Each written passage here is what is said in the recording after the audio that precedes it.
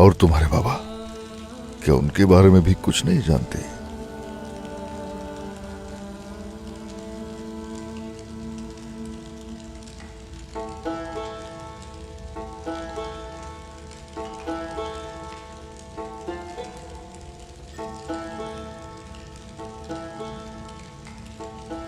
हिरनी भागी भागी भागी और घने जंगल के अंधेरे में किसी गुमनाम रास्ते पर खो गई।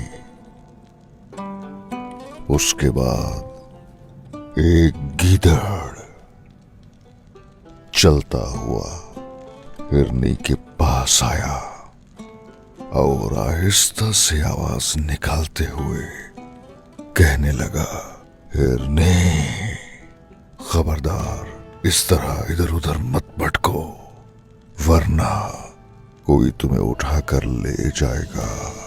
मेरे साथ चलो, मैं तुम्हें तुम्हारे घर ले चलूंगा।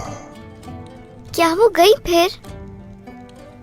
नहीं, वो हिरनी उससे डर गई, क्योंकि वो हिरनी ज़हीन थी। कहने लगी, नहीं नहीं नहीं, मैं तुम्हारे साथ नहीं जाऊंगी।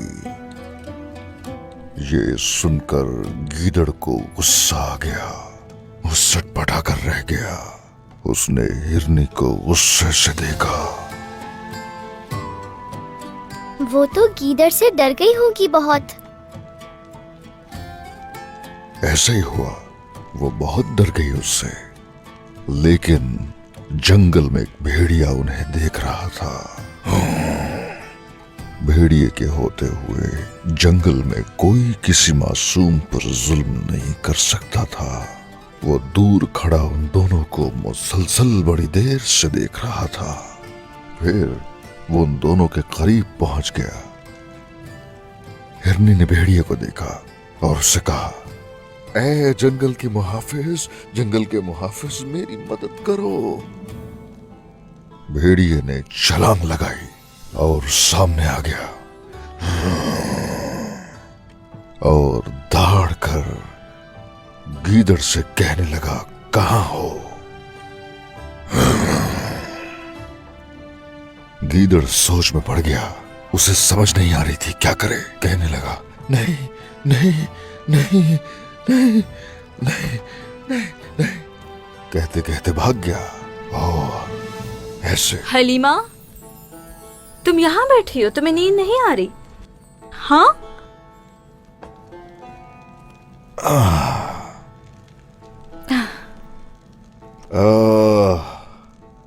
नींद आ रही थी, लेकिन जंगल में भाग गई। तो फिर ढूंढा उसे? हाँ, हमने ढूंढा ना बेटी। हाँ, चलो जरा बाबा को बोसा दो। चलो चलो चलो। ओहो, एक और कहानी सुनाए मुझे। कहानी वहानी अभी सब खत्म। चलो यहाँ आओ मेरे पास। चलो जाओ। भेड़िए ने छोटे हिरन की हिफाजत की ना, और अब छोटी हिरन का सोने का वक्त हो गया। बाबा से पूछ लो अपने। बिल्कुल, वरना गीदड़ भागता हुआ आ जाएगा। चलो भागो, वरना गीदड़ आ जाएगा। चलो चलो चलो चलो भागो। आ गया आ गया आ गया आ गया आ गया आ गया आ गया।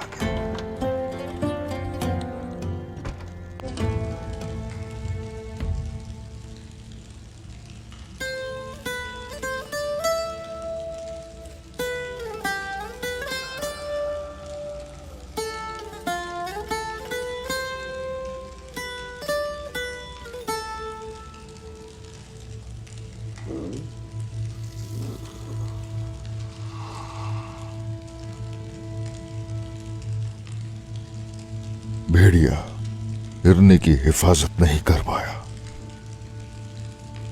हिरनी परिंदा बनकर अपने परों से हवा में उड़ती चली गई।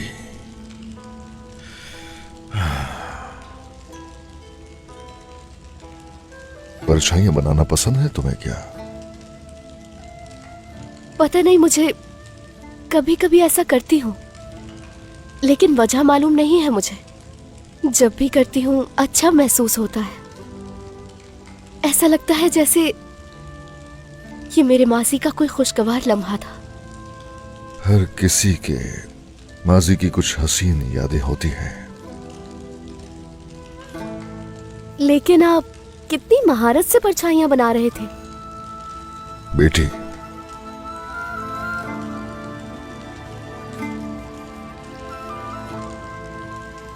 मेरी बेटी हर शाम मेरा इंतजार करती थी। उसे परछाइयां पसंद थी, मेरे इंतजार में होती थी। मैं जैसे घर पर पहुंचता उसे बनाकर देखा था। मेरी बेटी, मेरी हालिमा,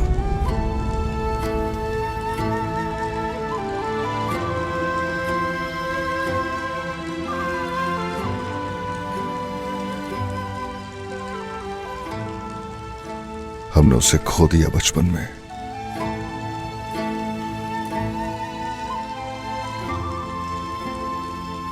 तुम्हारी उम्र की होती अगर वो आज जिंदा होती।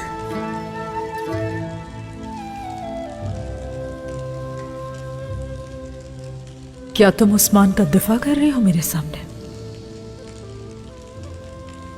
तुम्हें पता है ना, उसने तुम्हारे वालिदैन को, तुम्हारे कबीले की औरतों और बच्चों को किस कदर बेदर्दी से मारा था।